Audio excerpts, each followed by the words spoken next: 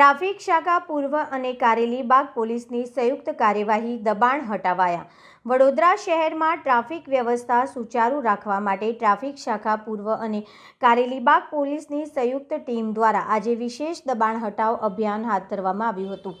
આ કાર્યવાહી કારેલીબાગ પોલીસ સ્ટેશનથી નાગરવાડા 4 રસ્તા, બહુચરાજી રોડ અને સલાટવાડા રોડ વિસ્તારમાં કરવામાં આવી હતી।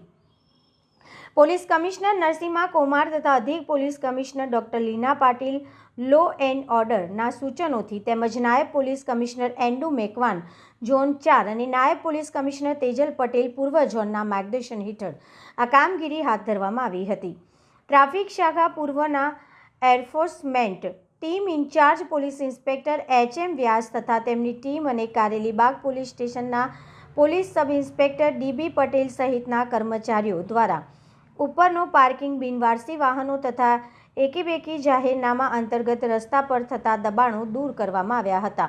આ સંયુક્ત કાર્યવાહી દરમિયાન કુલ 84 ઈ-ચલણ કરવામાં આવ્યા હતા। 8 ટુ વ્હીલર અને 1 4 વ્હીલર ટોઈંગ કરવામાં આવ્યા હતા તથા દબાણ કરતા વાહન ચાલકો સામે કાયદેસરની કાર્યવાહી કરવામાં આવી હોવાનું પોલીસ દ્વારા જણાવ્યું હતું।